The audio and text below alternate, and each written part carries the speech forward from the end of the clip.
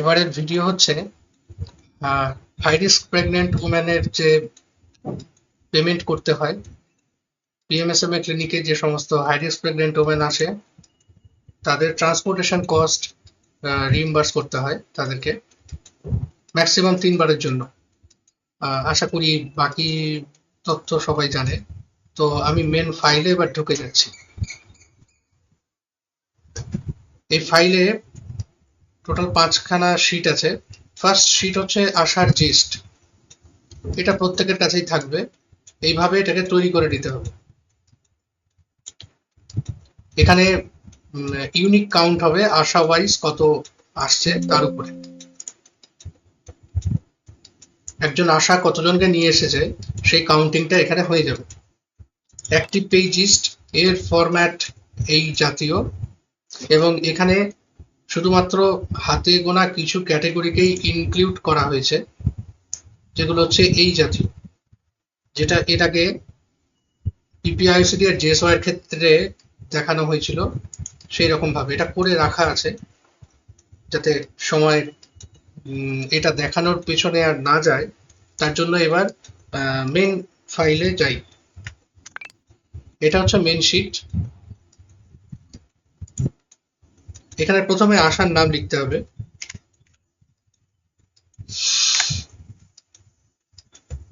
আমি একটা এক্সাম্পল হিসেবে দেখাচ্ছি। এই আশা অটোমেটিক তার অফিসিয়াল কন্ট্যাক্ট নাম্বার চলে আসবে। এবার অ্যাকাউন্ট নাম্বার, উনি যে already detected high risk pregnant ওম্যানকে অ্যাকম্পানি করে এনেছেন, যিনি এলিজিবল টাকা পাওয়ার জন্য, হাই রিস্ক হিসেবে ডিটেক্টেড হওয়ার পর ফার্স্ট টাইম যখন পিএমএসএমএ ক্লিনিকে আসবে, প্রত্যেকবার আসার জন্য 100 টাকা করে সেই বেনিফিশিয়ারি পাবে। বেনিফিশিয়ারির সঙ্গে আশাকে আসতেই হবে, কেননা আশারা যে ফরম্যাটটা ফিল আপ করে সেই ফরম্যাটটা টোটাল 4টা পার্ট হয়, যেটাকে ইপিএমএসএমএ ফর্ম আশা বলে। ডিসক্রিপশনে লিংক দেওয়া থাকবে, দেখাই যাবে সেখান থেকে সহজে। তো সেই ফর্মটা টোটাল তাদেরকে 12টা করে দেওয়া হয় আমাদের লেভেল থেকে, সরি 13টা করে দেওয়া হয়, কেননা একটা মা টোটাল 3 বার আসতে পারে বা 3 বার আসার জন্য টাকা পায়। তো সেই কারণে অর্ডার করা আছে, এখান থেকে টোটাল 13টা করে দেওয়া হয়। প্রত্যেকবারে 4টা করে ফর্ম লাগে, তার মধ্যে 3খানা যায় সেন্ট্রাল লেভেলে, যেটা আশাটা কি জমা করে তাদের মান্থলি রিপোর্টের সাথে, আর একটা on the day of PMSMA clinic, সেই দিনই সেটা পিএমএসএমএ ক্লিনিকের যে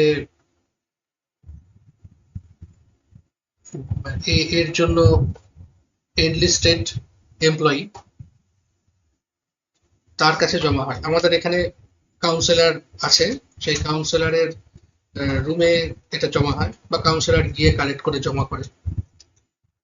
এভাবে এটা হয়। তো অ্যাকাউন্ট নাম্বারটা আমি একটা উদাহরণ হিসেবে দেখাচ্ছি।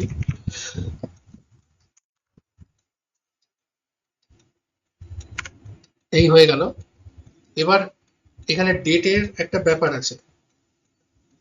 Usually all over the West Bengal 9 তারিখে হয়, 9th অফ এভরি মান্থ।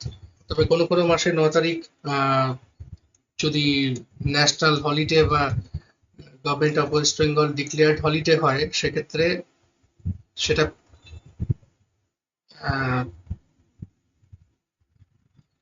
পিছিয়ে যায়, সেম ডে হয় না, পোস্টপন হয়। সেক্ষেত্রে সেটা 10 বা 11 তারিখ, ওয়ান অর মানে আফটার 1 or 2 days হয়, as per the order of the head of the district, that means CMOH. ওকে, তো অ্যাজ অ্যান এক্সাম্পল আমি এখানে দেখাচ্ছি। 9th of April first time এই মা এসেছিল আসার সঙ্গে, হয়ে গেল। নেক্সট ওয়ান, এখানে পরিষ্কার মেসেজ আছে, second date must always be greater than the first date and less than the third date. তো সেকেন্ড ডেট আমি এখানে দেখাচ্ছি। আমি যদি সেম ডেট দিই, নেবেন।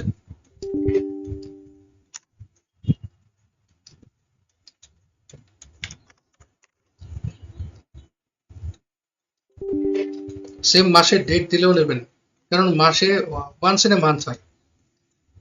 হলো তো অত আর না,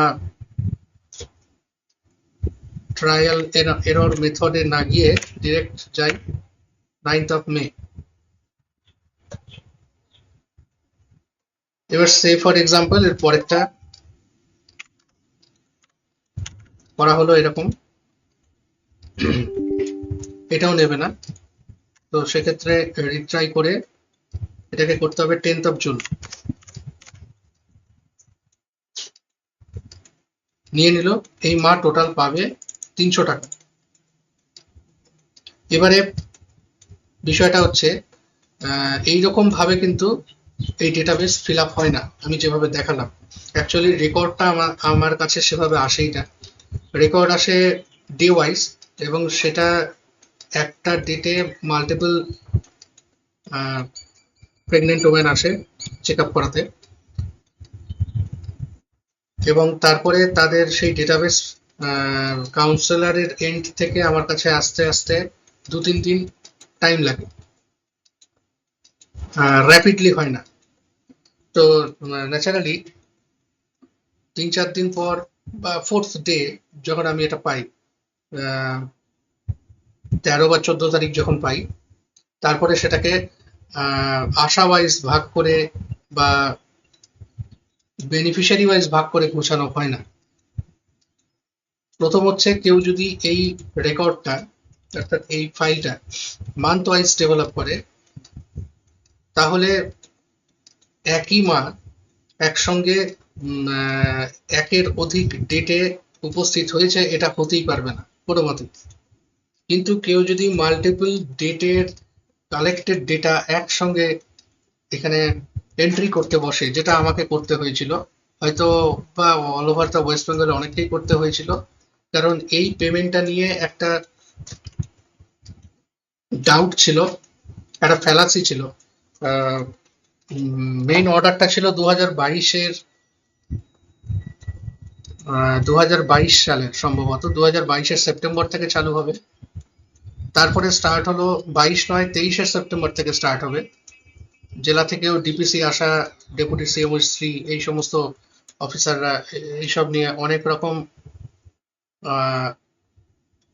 প্রোঅ্যাক্টিভ রোল প্লে করেছিলেন। তো তারপরে জেলা থেকে আমরা এই সমস্ত ফরম্যাট তো পাইনি, ফরম্যাট নিজেরা প্রিন্ট করেছিলাম, সেই ফরম্যাটের স্যাম্পল দেখতেই পাবেন, ডেসক্রিপশনে লিঙ্ক দেওয়া আছে, লোকাল অর্ডারের লিঙ্ক দেওয়া আছে, কিভাবে হয় সেসব ওটা জানলেই বুঝতে পারবেন। তো সেই পরিপ্রেক্ষিতে সেপ্টেম্বর থেকে এটা স্টার্ট হলো। সেপ্টেম্বর মাসে তো সেভাবে কিছু হয়নি, শুধু অক্টোবর থেকে সম্ভবত এটা হলো আমাদের এখানে। কি সেপ্টেম্বরে হতেও পারে, খুব অল্প সংখ্যক ছিল, কারণ তখন এই বিষয়টা এতটাই কনফিউজিং ছিল, ইভেন ব্লক লেভেলটা আমার কাছেও, যার ফলে আমরা প্রপারলি আশা বা ফিল্ড লেভেলে খুব একটা ঝোঁক দিয়ে কিছু বলতে পারিনি। এটা ছিল মোটামুটি একটা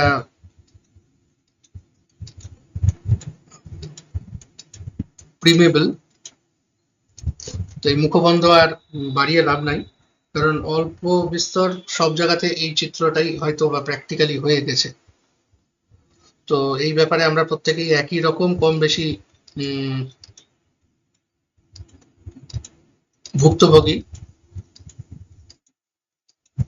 তো যাই হোক, এবার আসল কথায় আসি। তো আমাকে এটা এইভাবে বানাতে হয়েছিল এই কারণেই, যে প্রথমবার যখন করতে গেলাম একসঙ্গে 4 থেকে 5 মাসের, আমার ফার্স্ট পেমেন্ট এটা হয়েছিল গত মাসের আগের মাসে। জেলাতে রিকোয়ারমেন্ট দিতে হতো, কারণ আগে আশাদের যে পিএমএসএমএ ক্লিনিকে অ্যাটেন্ডেন্সের জন্য ইনসেন্টিভ পেত, যেটা via incentive tool developed by BPC ASHA যেটা পেত, সেই কোডটা চেঞ্জ হয়ে যায় ফেব্রুয়ারি 24 থেকে। তো পেমেন্ট মার্চে আমরা করতে পারিনি, টার্গেট ছিল আমাদের, জেলা আমাদেরকে টাকা দিতে পারেনি। এপ্রিল মাসে আমরা ফার্স্ট পেমেন্ট করি এটা। নেক্সট মে, জুন মাসে এখনো জেলা টাকা দেয়নি, তাই পেমেন্ট করতে পারিনি। তো আমরা যখন প্রথমবার এপ্রিলে পেমেন্ট করি তখন আমাদের এই সমস্যাটা হয়েছিল। তো সেক্ষেত্রে কি হতো, একটা মার রিপিটিশন হতো।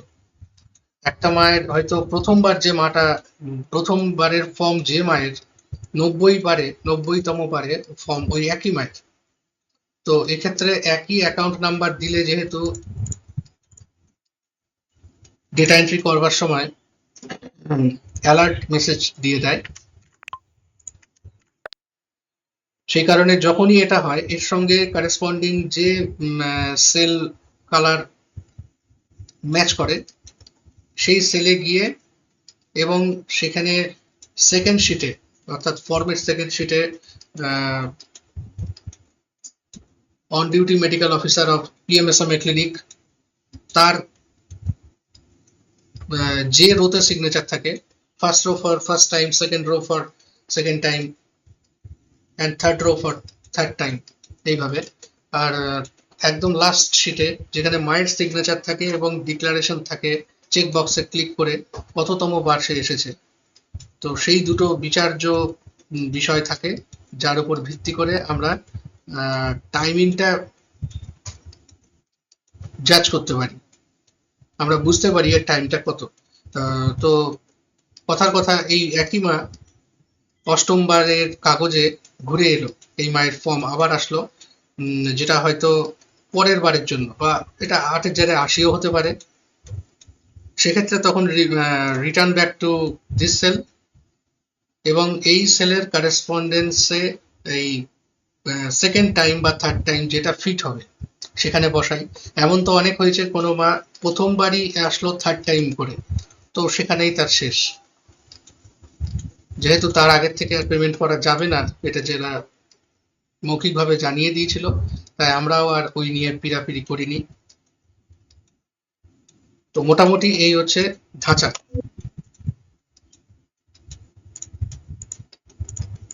এবার এর উপরে একটা পার্ট আছে, অনেকটা ওই স্টেরিলাইজেশন বা জেএসওয়াই, এই দু ক্ষেত্রেই ছিল, বা না স্টেরিলাইজেশন এবং জেএসওয়াই দু ক্ষেত্রেই ছিল। এখানে আছে unique quantity. Unique quantity total value, একটা মা ম্যাক্সিমাম 300 টাকা পেতে পারে, এক্ষেত্রে ইউনিক কোয়ান্টিটি একবারই দেখাবে।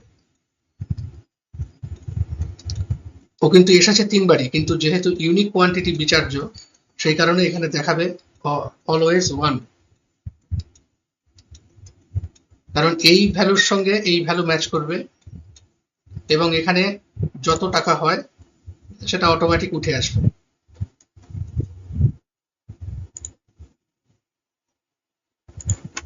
উদাহরণ দিচ্ছি আরেকটা।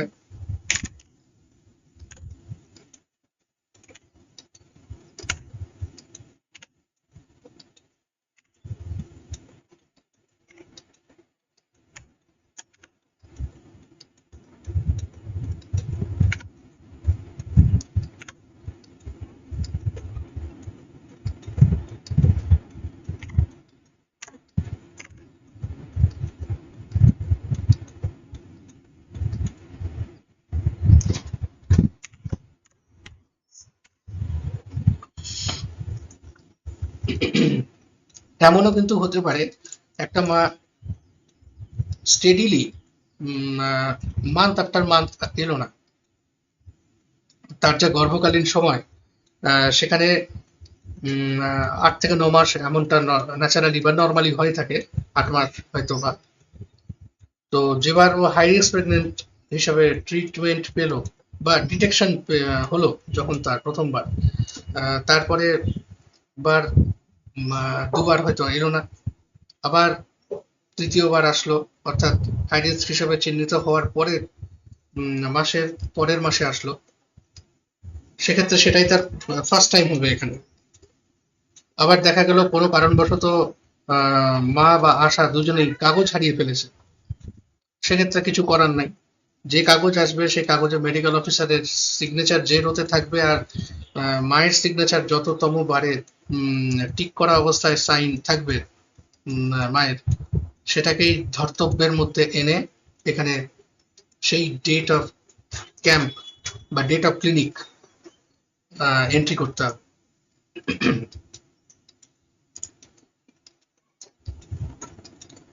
ঠিক আছে, এই এখানে ইউনিক কোয়ান্টিটি হচ্ছে 2 আর এখানে হলো 3, কারণ একজন 9/4-এ যে আসার 9/4টা যে এখানে না হয়ে এখানে হলো, চেঞ্জ হলো, সেকেন্ড টাইম হলো, তো সেকেন্ড টাইমের জন্য কত 1 হলো, থার্ড টাইমের জন্য কত 1 হলো, ফার্স্ট টাইম 1 হলো। এইভাবে 9/4-এ মোট দুবার এসেছে, এইখানে একটা 9/4, এইখানে একটা 9/4, তো এই যে 9/4 দুইখানা পেই বা 2 জন পেই, 9/5-এ মাত্র একজন এখানে দেখাবে না, তার কারণ এটা ইউনিক নাম্বার।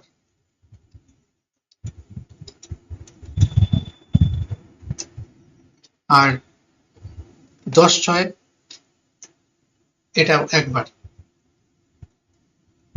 তো এই হচ্ছে এইটার ম্যাটার। এবার আমি যাই, এখানে এইভাবেই এটা হয়, করতে করতে করতে করতে এইভাবেই হয়, কোনো অসুবিধা নাই। এবার যাচ্ছি, আর এইটার একটা বিশেষত্ব এটা হচ্ছে সচরাচর মায়েরা পোস্টন্যাটাল ফেজে টাকা পায়, এক্ষেত্রে পায় অ্যান্টিন্যাটাল ফেজে, এই হচ্ছে তফাৎ। আচ্ছা, এবার নেক্সট শিটে যাই। একই জিনিস, রিপিটিশনের দরকার নাই, একই জিনিস রিপিটিশনের দরকার নেই।